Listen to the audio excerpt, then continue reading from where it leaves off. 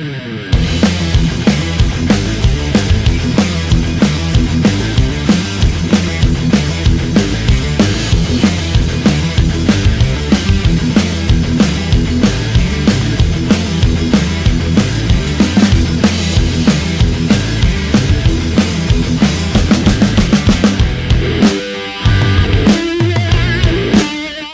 COVID-19 telah ditetapkan Presiden Republik Indonesia sebagai kedaruratan kesehatan dan bencana nasional non-alam sesuai dengan surat keputusan bersama Menteri Pendidikan, Menteri Agama, Menteri Kesehatan, dan Menteri Dalam Negeri sebagai upaya untuk pencegahan penyebaran COVID-19 serta mengutamakan kesehatan dan keselamatan warga pendidikan. Setidaknya ratusan ribu sekolah ditutup untuk mencegah penyebaran COVID-19. Sekitar 68 juta siswa melakukan kegiatan belajar di rumah, serta sekitar 4 juta guru melakukan kegiatan belajar mengajar di luar sekolah. Guna memastikan hak belajar setiap anak terpenuhi, Kemdikbud telah menghadirkan beberapa inisiatif untuk mendukung pelaksanaan belajar dari rumah sesuai arahan Presiden. Beberapa inisiatif atau terobosan tersebut diantaranya adalah pengoptimalan platform pendidikan jarak jauh, rumah belajar, serta kerjasama dengan berbagai platform penyedia layanan pembelajaran daring, penyediaan kuota gratis dan subsidi kuota melalui kerjasama dengan provider telekomunikasi, kebijakan relaksasi penggunaan dana BOS, peningkatan kapasitas guru melalui guru berbagi dan seri webinar terkait pembelajaran jarak jauh, program belajar dari rumah melalui televisi dan radio. Dalam rangka meringankan kesulitan pembelajaran di masa pandemi, pemerintah menyiapkan dukungan kebijakan pelaksanaan kurikulum di masa khusus, yakni satuan pendidikan tetap menggunakan kurikulum nasional, menggunakan penyederhanaan kurikulum dalam kondisi khusus yang disusun oleh Kemdikbud, dan melakukan penyederhanaan kurikulum secara mandiri. Kemdikbud juga menyediakan modul-modul pembelajaran untuk PAUD dan sekolah dasar yang diharapkan membantu proses belajar dari rumah dengan mencakup uraian pembelajaran berbasis aktivitas untuk guru, orang tua, dan peserta didik. Kementerian Pendidikan, Kebudayaan, Riset, dan Teknologi belum lama ini telah melontarkan ide kurikulum prototipe. Kebijakan kurikulum prototipe ini menjawab tantangan sebagai pemulihan pembelajaran setelah pandemi yang mengalami learning loss. Kurikulum prototipe tentunya bukan nama kurikulum itu sendiri. Sesungguhnya kurikulum memiliki pengertian yang luas. Kurikulum adalah seperangkat rencana dan pengaturan mengenai tujuan, isi dan bahan pelajaran, serta cara yang digunakan sebagai pedoman penyelenggaraan kegiatan pembelajaran untuk mencapai tujuan pendidikan tertentu. Mengapa perlu kurikulum prototipe? Berbagai studi nasional maupun internasional menunjukkan bahwa Indonesia telah mengalami krisis pembelajaran. Krisis tersebut rupanya telah lama menjangkit bangsa Indonesia. Keadaan ini kemudian semakin parah akibat merebaknya pandemi COVID-19. Banyak dari anak-anak Indonesia yang tidak mampu memahami bacaan sederhana atau menerapkan konsep matematika dasar. Beragam studi tersebut juga memperlihatkan kesenjangan pendidikan yang sangat curam di antar wilayah dan kelompok sosial di Indonesia. Isu kesenjangan ini menambah daftar panjang tantangan pendidikan yang harus Indonesia tanggulangi. Sekali lagi, pandemi telah memperparah tantangan pendidikan yang ada di Indonesia. Untuk mengatasi krisis dan berbagai tantangan tersebut, diperlukan perubahan yang sistemik. Kualitas guru dan kepala sekolah tentu menjadi faktor kunci dalam transformasi pembelajaran. Tentu ada perangkat lain yang tidak kalah penting, yakni kurikulum.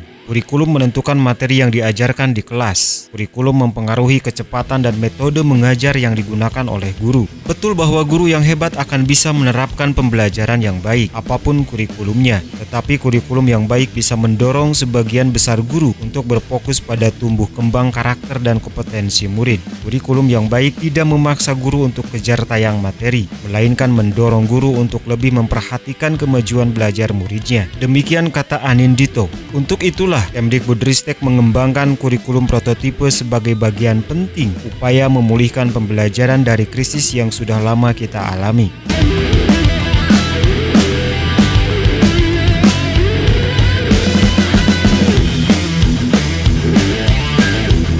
Apakah pergantian ini tidak terlalu cepat? Kesannya seperti ganti menteri, ganti kurikulum.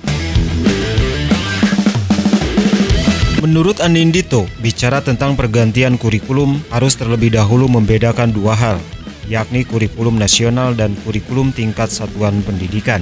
Kurikulum nasional merupakan kurikulum yang ditetapkan pemerintah sebagai acuan para guru untuk menyusun kurikulum di tingkat satuan pendidikan. Sedangkan kurikulum tingkat satuan pendidikan merupakan kurikulum yang seharusnya secara periodik dievaluasi dan diperbaiki agar sesuai dengan perubahan karakteristik murid serta perkembangan isu kontemporer. Kerangka kurikulum nasional harus memberikan ruang inovasi. Kerangka kurikulum nasional haruslah dirancang sebagai kerangka yang secara preskriptif untuk memberikan ruang inovasi dan kemerdekaan, sehingga dapat dan harus dikembangkan lebih lanjut oleh masing-masing sekolah. Pada intinya, kerangka kurikulum nasional seharusnya relatif ajak, tidak cepat berubah, tapi memungkinkan adaptasi dan perubahan yang cepat di tingkat sekolah. Inilah yang Kemdikbudristek lakukan dengan merancang kurikulum prototipe. Kembali ke isu pergantian kurikulum. Faktanya, laju perubahan kurikulum nasional sebenarnya tidak terlalu cepat, bahkan melambat. Jika kita perhatikan, sejak ditetapkannya Undang-Undang Nomor 20 Tahun 2003 tentang Sistem Pendidikan Nasional, laju perubahan kurikulum melambat dari KBK di tahun 2004, KTSP di tahun 2006, dan yang terakhir adalah kurikulum 2013 di tahun 2013. Kurikulum prototipe akan menjadi kurikulum nasional pada tahun 2024. Dengan kata lain, pergantian berikutnya baru akan terjadi setelah kurikulum yang sebelumnya, yaitu kurikulum 2013 diterapkan 11 tahun dan melewati setidaknya 4 menteri pendidikan. Maka fakta ini mematahkan ganti menteri ganti kurikulum.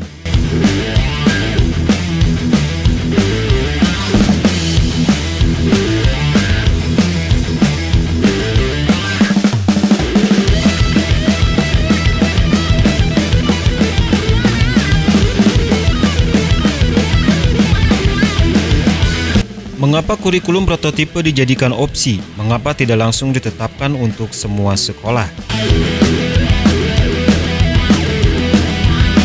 Ada dua tujuan utama yang mendasari kebijakan ini. Yang pertama, pemerintah, dalam hal ini Kemdikbudristek, ingin menegaskan bahwa sekolah memiliki kewenangan dan tanggung jawab untuk mengembangkan kurikulum yang sesuai kebutuhan dan konteks masing-masing sekolah. Yang kedua, dengan kebijakan opsi kurikulum ini, proses perubahan kurikulum nasional harapannya dapat terjadi secara lancar dan bertahap. Sebenarnya, pemerintah bertugas untuk menyusun kerangka kurikulumnya, sedangkan operasionalnya, bagaimana kurikulum tersebut diterapkan, merupakan tugas sekolah dan otonomi bagi guru. Guru sebagai pekerja profesional yang memiliki kewenangan untuk bekerja secara otonom berlandaskan ilmu pendidikan, sehingga kurikulum antar sekolah bisa dan seharusnya berbeda sesuai dengan karakteristik murid dan kondisi sekolah, dengan tetap mengacu pada kerangka kurikulum yang sama. Sekolah bertanggung jawab untuk merefleksikan kerangka kurikulum mana yang sesuai untuk mereka. Selain itu, sekolah boleh dan seharusnya menyusun sendiri kurikulum operasional yang kontekstual sesuai dengan kebutuhan murid dan kondisi sekolah.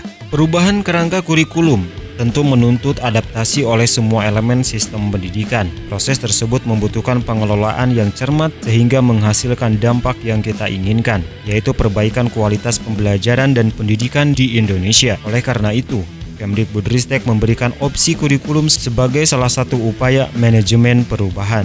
Mari kita cermati secara garis besar tahapan perubahan kurikulumnya. Setelah kita cermati dengan seksama, perubahan kurikulum secara nasional baru akan terjadi pada 2024. Ketika itu, kurikulum prototipe sudah melalui literasi, sudah melalui perbaikan selama 3 tahun di beragam sekolah atau madrasah dan daerah. Pada tahun 2024 akan ada cukup banyak sekolah atau madrasah di tiap daerah yang sudah mempelajari kurikulum prototipe dan nantinya bisa menjadi mitra belajar bagi sekolah dan madrasah lain. Pendekatan bertahap ini memberikan waktu bagi guru, kepala sekolah, dan dinas pendidikan untuk belajar. Proses belajar para aktor kunci ini penting karena proses belajar ini menjadi fondasi transformasi pendidikan yang kita cita-citakan. Tujuan perubahan kurikulum ini adalah untuk mengatasi krisis belajar. Kita ingin menjadikan sekolah sebagai tempat belajar yang aman, inklusif, dan menyenangkan. Oleh karena itulah, Kemdikbudristek melakukan perubahan yang sistemik, tidak hanya kurikulum semata. Kita melakukan reformasi sistem evaluasi pendidikan,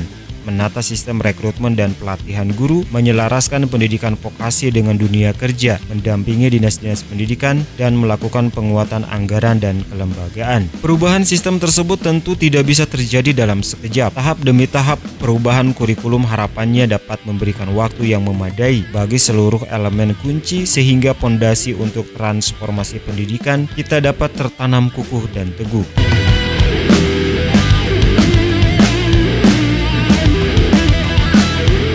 Apa kriteria sekolah yang boleh menerapkan kurikulum prototipe? Banyak di antara kita yang masih penasaran tentang kriteria bagi sekolah yang ingin menerapkan kurikulum prototipe. Kriterianya hanya ada satu, yaitu berminat menerapkan kurikulum prototipe untuk memperbaiki pembelajaran. Kepala sekolah atau madrasah yang ingin menerapkan kurikulum prototipe akan diminta untuk mempelajari materi yang disiapkan oleh Kemdikbudristek tentang konsep kurikulum prototipe. Selanjutnya, jika setelah mempelajari materi tersebut sekolah memutuskan untuk mencoba menerapkannya, mereka akan diminta untuk mengisi formulir pendaftaran dan sebuah survei singkat. Jadi prosesnya adalah pendaftaran dan pendataan, bukan seleksi. Kesediaan kepala sekolah atau madrasah dan guru dalam memahami dan mengadaptasi kurikulum di konteks masing-masing menjadi kunci keberhasilan penerapan kurikulum. Dengan demikian, kurikulum prototipe dapat diterapkan di semua sekolah atau madrasah, tidak terbatas di sekolah yang memiliki fasilitas yang bagus dan di daerah perkotaan. Akan tetapi, pasti masih banyak yang bertanya-tanya, bukankah tingkat kesiapan sekolah atau madrasah berbeda-beda karena adanya kesenjangan mutu sekolah atau madrasah? Oleh karena itu, Kemdikbudristek menyiapkan skema tingkat penerapan kurikulum berdasarkan hasil survei yang diisi sekolah ketika mendaftar. Sekali lagi, tidak ada seleksi dalam proses pendaftaran ini. Kemdikbudristek nantinya akan melakukan pemetaan tingkat kesiapan dan menyiapkan bantuan yang sesuai kebutuhan.